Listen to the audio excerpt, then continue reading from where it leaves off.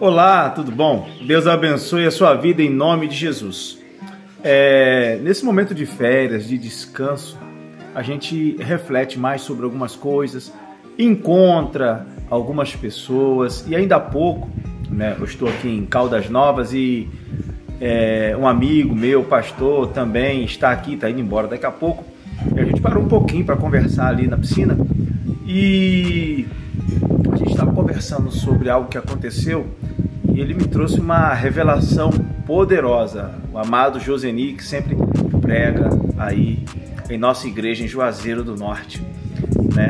E é interessante como às vezes nós não nos atentamos para uma coisa. Depois que ele falou, eu fui ao texto e busquei algo, né, para que pudesse falar aqui para vocês a respeito do que for ministrado ao nosso coração. Ali no livro de Gênesis, no capítulo 22, quando diz que depois de algum tempo Deus põe à prova a Abraão, mas Tiago diz que Deus não tenta ninguém e por ninguém é tentado. Então, como poderia pôr Abraão à prova? Será que Gênesis estava errado? O que está escrito ali no livro de Gênesis, no capítulo 22, nada mais é que Deus queria que Abraão provasse aquilo que estava no seu coração. Ou seja, que Abraão descobrisse a quem realmente o seu coração pertencia. E aí entra aquilo que fora nos ministrado hoje pela manhã, ali na beira da piscina, conversando com o Joseni.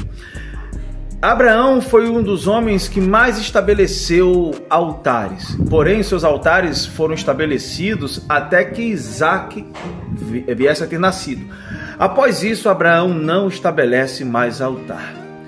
Agora, o altar dele passa a ser Isaac.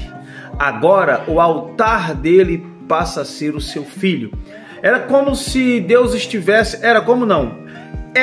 Deus nos dizendo que Abraão servia a ele com total inteireza de coração, de modo que, ainda que Abraão fosse pecador, não pudesse ter cumprido tudo aquilo que era a vontade de Deus, como Deus queria, errou, mas Deus se agradava da fé de Abraão, tanto que no livro dos heróis da fé está escrito: e Abraão agradou a Deus pela fé, porque Abraão creu em Deus a tal ponto de entregar o seu filho. E a fé de Abraão era tão grande que ele cria que Isaac, ainda que fosse morto, iria ser ressuscitado das cinzas. E Abraão creu em Deus e a fé foi-lhe imputado por justiça. E Abraão foi chamado amigo de Deus. Você não é amigo de Deus pelas obras que você faz. Você é amigo de Deus pela sua fé. Isso é Deus nos mostrando em Abraão o derramamento da graça que viria em Jesus Cristo. Mas isso aí fica para outra coisa, para outro dia, porque senão o vídeo vai ficar muito longo. Então, Deus queria que Abraão provasse do seu próprio coração. Onde é que está o seu coração? Abraão. Quando o cutelo estava pronto, que Abraão ia imolar Isaac, porque Abraão foi posto à prova e ele disse: dai-me o teu único filho. Deus tomara Isaac para si, não Ismael, porque Ismael já tinha nascido. E por que Deus diz: dai-me o teu filho, o teu único filho? Porque era da descendência de Abraão com Sara que nasceria o povo de Deus. Mas isso também, se eu for falar aqui, a divisão dos povos vai ficar para outro vídeo, vai ficar muito longo, então vamos voltar para o texto. Deus estava dizendo: onde é que está o seu coração? A palavra Isaac, Tzahak, é sorriso. Sorriso. E o sorriso agora de Abraão era Isaac. Então Deus quebra-lhe os dentes, dizendo: oferece a mim em holocausto. Deus nunca aceitou o sacrifício humano. Deus não aceitaria o sacrifício de Isaac. Abraão, sendo amigo de Deus, sabia que isso não vai dar certo, não iria dar certo. Mas ele cumpre. E Abraão vê que durante muito tempo o seu motivo de sorrir deixou de ser Deus para ser Isaac.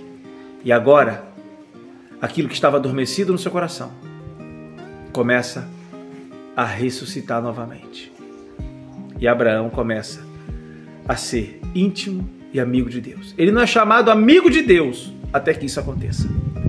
Só depois que isso aconteceu, a fé fora imputada por justiça a Abraão. E só ali ele foi chamado amigo de Deus. Pense nisso. Aonde é que estão os seus altares? Aonde é que está o lugar? Aonde é que está Deus na sua vida? Quais os altares que você tem estabelecido? O que é o seu Isaac que tem feito você sorrir mais do que Deus? Deus te abençoe, em nome de Jesus.